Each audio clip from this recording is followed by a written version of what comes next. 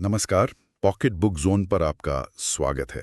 नमस्कार। आज हम बात करने वाले हैं जॉन ड्यूई की एक बहुत ही अहम किताब, human nature and conduct, an introduction to social psychology. ये किताब लिखी तो गई थी 1922 में, मतलब 100 साल से भी ज्यादा पहले। हाँ, काफी पुरानी है। लेकिन कमाल की बात यह है कि इसके आइडियाज आज भी इतने सटीक और सोचने पर मजबूर करने वाले लगते हैं। बिल्कुल, और मुझे लगता है ये आज भी उतनी ही रेलेवेंट है, शायद पहले से ज्यादा भी। ड्यूई का एक बुनियादी सवाल था कि हम इंसान आखिर वैसा करते क्यों हैं जैसा हम करते हैं। हाँ, ये बड़ा सवाल है। और उनका जवाब था कि भाई हमारा जो व्यवहार है वो कोई एक चीज तय नहीं करती। ये हमारी आदतों, हमारी अंदर की इच्छाओं, जिन्हें वो इम्पल्स कहते हैं, सहज प्रवृत्तियां। हाँ, सहज प्रवृत्तियां, और सबसे जरूरी हमारा जो सामाजिक माहौल है, इन सब का एक मिला जुला रूप है, एक कॉम्प्लेक्स मिक्सचर है। बिल्कुल। तो आज हम इसी गुत्थी को थोड़ा सुलझाने की कोशिश करेंगे। ड्यूई के नजरिए से इंसान और समाज के इस गहरे रिश्ते को समझेंगे। और ये समझना इसलिए भी जरूरी है क्योंकि ड्यूई के विचार ना हमें एक तरह से आईना दिखाते हैं। ये हमें अपनी रोज की आदतों को, हम जो नैतिक फैसले लेते हैं और समाज हम पर कैसे असर डालता है, उसे एक बिल्कुल नए ढंग से देखने में मदद करते हैं। सही बात है। ये सिर्फ कोई किताबी ज्ञान नहीं है, बल्कि पर्सनल ग्रोथ और समाज कैसे बदलता है उसे समझने का एक प्रैक्टिकल तरीका है। तो चलिए शुरू करते हैं इस पड़ताल को। ड्यूई की एक बड़ी मशहूर बात है कि आदतें इंसान की दूसरी प्रकृति बन जाती हैं, सेकंड नेचर। हाँ, ये तो सुना है। लेकिन इससे भी ज्यादा मजेदार उनका ये कहना है कि आदतें केवल व्यक्तिगत नहीं, सामाजिक होती हैं। अच्छा, ये सुनने में तो सीधा लगता है, पर इसके मायने बहुत गहरे हैं। इसका मतलब ये हुआ कि हमारी ज्यादातर आदतें, आप सोचिए, जैसे हम कैसे बात करते हैं, कैसे चलते हैं, क्या खाते हैं, कपड़े कैसे पहनते हैं, ये हमने खुद में ही बनाई। हाँ, ये तो समाज से ही सीखते हैं। बिल्कुल, ये समाज ने हमें सिखाई हैं, हमारे अंदर डाली हैं। सोचिए अगर ये कॉमन आदतें ना हो तो क्या समाज चल पाएगा? मुश्किल है, बहुत मुश्किल। ड्यूई तो मानते थे कि आदतों के बिना समाज में कोई तालमेल ही नहीं रहेगा, सब बिखर जाएगा। इसीलिए कोई आदत बदलना जो है वो सिर्फ इच्छा शक्ति या विल पावर का मामला नहीं है, यह हमारे पूरे सोशल फैब्रिक से, सामाजिक ताने बाने से जुड़ा हुआ है। सही कहा। बल्कि आजकल की रिसर्च भी यही कहती है कि किसी व्यवहार को आदत बनने में औसतन 2 से 5 महीने लग सकते हैं। मतलब ये गहरी प्रक्रिया है, टाइम लगता है इसमें। हाँ, और ये जो सामाजिक पहलू है ना, ये इतना गहरा है कि ड्यूई यहाँ तक कह देते हैं कि किसी व्यक्ति को अकेले में समाज से काट कर समझना नामुमकिन है। अच्छा। हमारे सोचने का तरीका, हमारी भाषा, सही गलत के हमारे पैमाने, ये सब ज्यादातर समाज की देन है। समाज एक तरह का अनदेखा टीचर है जो हमें लगातार नए मूल्य, नई प्राथमिकताएं सिखाता रहता है। हमारी पहचान भी, हमारा जो स्व है, वो भी दूसरों के साथ हमारे रिश्तों से और समाज में हमारी क्या भूमिका है उसी से बनता है। मतलब हम अकेले में कुछ है ही नहीं। ड्यूई के हिसाब से तो हमारा मैं समाज के बिना अधूरा है, और यही बात वो नैतिकता पर भी लागू करते हैं। अच्छा, नैतिकता पर कैसे? देखिए, ड्यूई के लिए नैतिकता कोई ऐसी चीज नहीं है जो पत्थर पर लिखी हो, जो कभी बदले ना। वो मानते थे कि नैतिकता सामाजिक संदर्भों के साथ विकसित होती है, बदलती है। बच्चे नैतिकता के नियम सीखते नहीं हैं एक तरह से, बल्कि समाज में रहते हुए, दूसरों को देखकर, काम करते हुए उसमें ढल जाते हैं। ओके। रिसर्च भी यही इशारा करती है। हो सकता है बच्चों में सहानुभूति या न्याय की कुछ बेसिक भावनाएं जन्म से हों, लेकिन सामाजिक माहौल तय करता है कि ये भावनाएं कितनी मजबूत होंगी या किस तरफ मुड़ेंगी। ड्यूई इसे रिवाज और सद्गुण से जोड़ते हैं।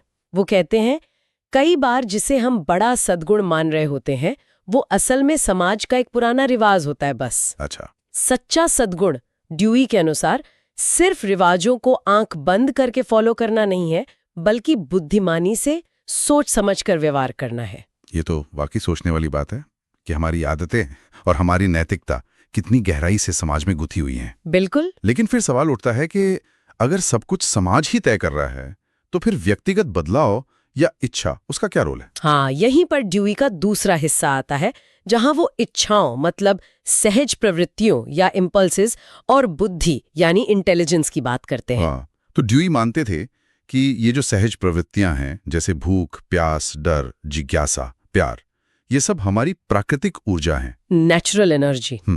ये हमें काम करने के लिए उकसाती हैं, एक तरह से धक्का देती हैं। ये आदतों का कच्चा माल है, रॉ मटेरियल। अच्छा। लेकिन इन्हें बिना दिशा के छोड़ दिया जाए तो ये हमें कहीं भी ले जा सकती हैं, गड़बड़ी फैला सकती हैं। मतलब गुस्सा हमें बचाने के लिए भी प्रेरित कर सकता है या बर्बाद भी कर सकता है। सही बात है।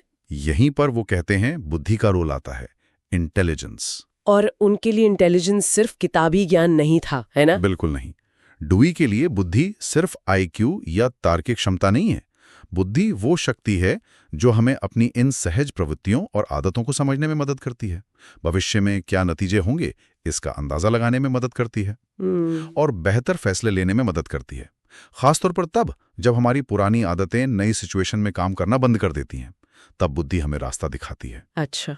और यहीं पर उनकी वो प्रैग्मेटिज्म वाली सोच सामने आती है, व्यवहारिकता कि समस्याओं का हल लकीर का फकीर बनकर नहीं निकालना है। हाँ, प्रैग्मेटिज्म। बल्कि लचीलेपन से, अनुभव से और तर्क के आधार पर खोजना है। बिल्कुल सही।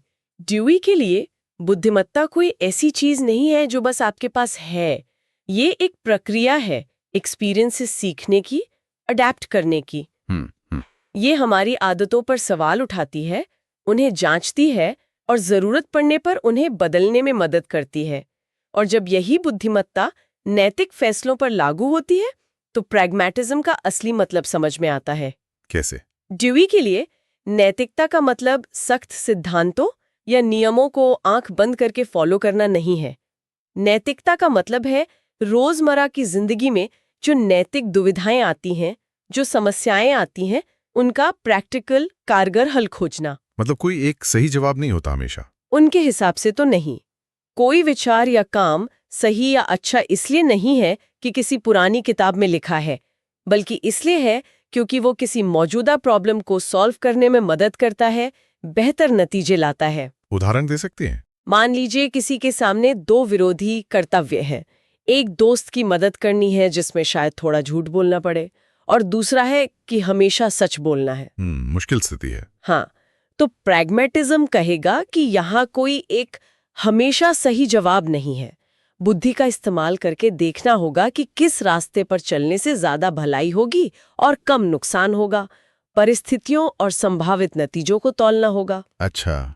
ये जो व्यवहारिक नैतिकता है, ये आज की जो जटिल दुनिया है उसमें शायद पहले से भी ज्यादा जरूरी हो गई है। ये नजरिया वाकई नैतिकता को एक स्टैटिक चीज से हटाकर एक जिंदा विकसित होने वाली चीज बना देता है। बिल्कुल। लेकिन अगर बुद्धि और अनुभव इतने महत्वपूर्ण हैं, तो फिर शिक्षा का क्या उद्देश्य होना चाहिए? स्कूलों में क्या सिखाया जाना चाहिए?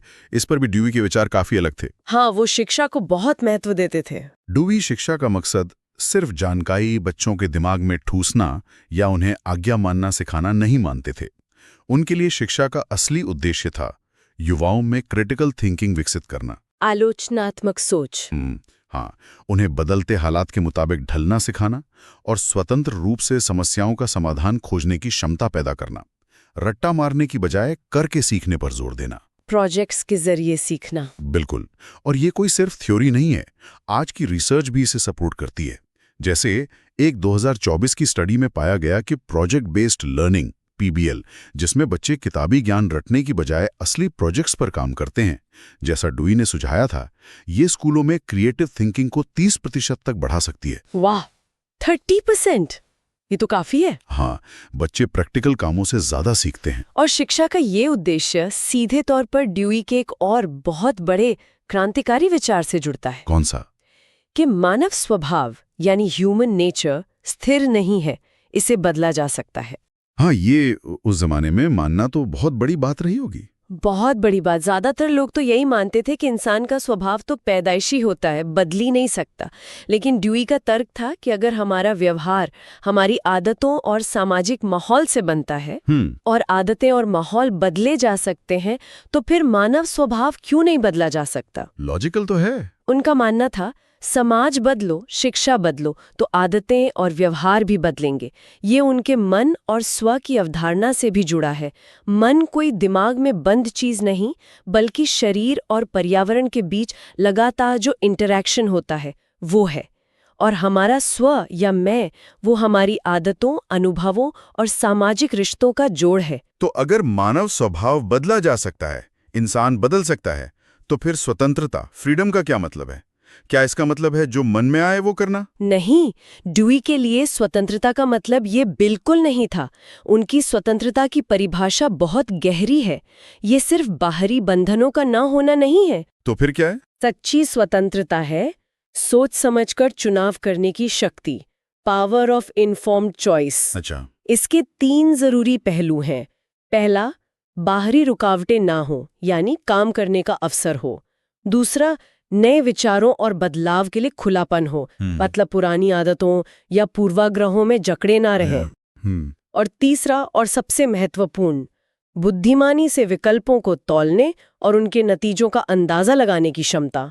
सच्ची स्वतंत्रता का मतलब है अपनी आदतों, इच्छाओं और विश्वासों को जांचने और उन्हें बुद्धिमानी से चुनने की आजादी। मतलब अपनी आदतों के गुलाम ना बनना। बिल्कुल।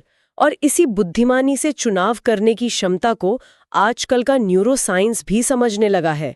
2024 का शोध दिखाता है कि हमारी आदतें वाकई हमारे दिमाग में गहरे न्यूरल पाथवेज बना लेती हैं। हाँ, सुना है इसके बारे में। लेकिन माइंडफुलनेस या ध्यान जैसी तकनीकें जो हमें अपनी आदतों और विचारों के प्रति जागरूक बनाती हैं, वो इन रास्तों को बदलने में मदद कर सकती हैं। अच्छा। उदाहरण के लिए पाया गया है कि नियमित ध्यान तनाव से जुड़े दिमागी पैटर्न को बदलकर तनाव को 20% तक कम कर सकता है। ये सीधे ड्यूइस के इस विचार से जुड़ता है कि जागरूकता और बुद्धि के इस्तेमाल से हम अपनी आदतों को बदल सकते हैं, यानी ज्यादा स्वतंत्र बन सकते हैं।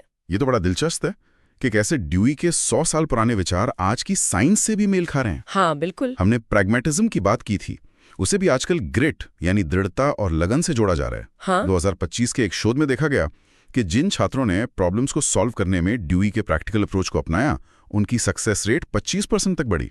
मतलब मुश्किलों से हार ना मानने और हल ढूंढने की सोच काम करते हैं। हाँ, ये दिखाता है कि वो सोच वाकई हमें आगे बढ़ाती है। और हमें सामाजिक पहलू को भी नहीं भूलना चाहिए।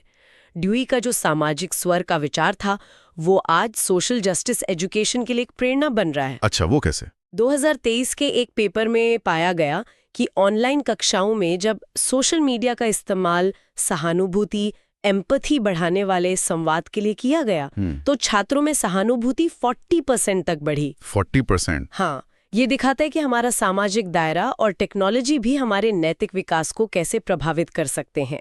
जैसा ड्यूई ने कहा था कि हमारा स्व समाज में ही बनता है और विकसित होता है। यहाँ तक कि आज के एडवांस टेक्नोलॉजीज जैसे AI, वो भी ड्यूई के विचारों को कहीं ना कहीं सपोर्ट कर रही हैं। 2025 की एक स्टडी में ड्यूई के अनुभव आधारित लर्निंग मॉडल को AI सपोर्टेड क्लासरूम में इस्तेमाल किया गया। और क्या पाया गया? पाया गया कि इससे छात्रों की भागीदारी मतलब एंगेजमेंट 35% बढ़ी। यानी करके सीखना, अनुभव से सीखना आज भी उतना ही कारगर है, चाहे माध्यम कोई भी हो। और ड्यूई ने जीवन में सिर्फ काम और बुद्धि की ही बात नहीं की, उन्होंने कला, खेल और आनंद के महत्व पर भी काफी जोर दिया था। अच्छा, उनका क्या रोल है? वो इन्हें सिर्फ खाली समय बिताने की चीजें नहीं मानते थे। उनका मानना था कि कला और खेल हमारी जो क्रिएटिव एनर्जी है उसको एक पॉजिटिव दिशा देते हैं, हमारी कल्पना शक्ति को बढ़ाते हैं और हमें चीजों को नए नजरिए से देखने में मदद करते हैं। इन सब का नैतिक जीवन में भी महत्वपूर्ण स्थान है, क्योंकि ये हमें ज्यादा संवेदनशील, कल्पनाशील और संतुलित इंसान बनाते हैं। सही बात है। इच्छा हमें प्रेरित करती है, बुद्धि दिशा दिखाती है और कला और आनंद जीवन में रंग भरते हैं। एक पूरा नैतिक जीवन शायद इन सब के मेल से ही बनता है। तो जॉन ड्यूई की इस किताब ह्यूमन नेचर एंड कंडक्ट की इस पूरी चर्चा से हमने क्या सीखा? अगर समेतना हो तो कुछ मुख्य बातें जो सामने आती हैं। पहली कि हमारी आदतें सिर्फ हमारी नहीं है, समाज की देन है, लेकिन उन्हें बदला जा सकता है बुद्धि से। हाँ।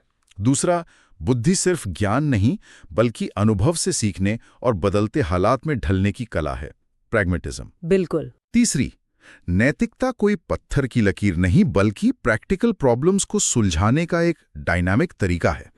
चौथी, शिक्षा का असली मकसद रटना नहीं बल्कि सोचना सिखाना है, क्रिटिकल थिंकिंग। सही। और शायद सबसे बड़ी बात कि मानव स्वभाव फिक्स्ड नहीं है, इसे बेहतर बनाया जा सकता है। हाँ, ये उम्मीद जगाने वाली बात है। बिल्कुल। ड्यूई का संदेश एक तरह से हमें ताकत देता है। अपनी आदतों को समझो, अपनी सोच का इस्तेमाल करो, समाज को बेहतर बनाने में अपना हिस्सा डालो और इस पूरी प्रक्रिया में खुद को भी बदलो और बेहतर बनाओ। ये सब सोचते हुए एक सवाल मेरे मन में आता है जिस पर शायद आज के संदर्भ में और विचार करने की जरूरत है। क्या सवाल?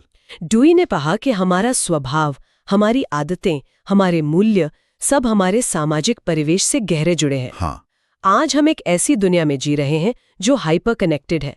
डिजिटल मीडिया, सोशल नेटवर्क्स के जरिए हम पर लगातार अनगिनत प्रभाव पड़ रहे हैं। हाँ, सही बात है। ऐसे में अपने स्व को आकार देने में हमारी व्यक्तिगत क्षमता कितनी रह गई है? हम अपनी इच्छा शक्ति और इन बाहरी सामाजिक डिजिटल प्रभावों के बीच संतुलन कैसे बना सकते हैं? ये तो बहुत अहम सवाल है आज के लिए। व्यक्तिगत जिम्मेदारी और सामाजिक प्रभाव की रेखा कहाँ खींची जाए? यह एक ऐसा प्रश्न है जो ड्यूई के विचारों को आज की हकीकत पर लागू करने पर उभरता है और जिस पर शायद हम सबको सोचने की जरूरत है। वाकई ये गहरा सवाल है जिस पर आगे भी सोचा जा सकता है। जो लोग ड्यूई के इन विचारों को और गहराई से पढ़ना चाहते हैं उनके लिए ये किताब human nature and conduct project Gutenberg पर मुफ्त में उपलब्ध है। आप इसे HTML, EPUB या किंडल फॉर्मेट में पढ़ सकते हैं। लिंक हम डिस्क्रिप्शन में दे देंगे। बढ़िया। इस गहन चर्चा में हमारे साथ रहने के लिए बहुत बहुत धन्यवाद। धन्यवाद।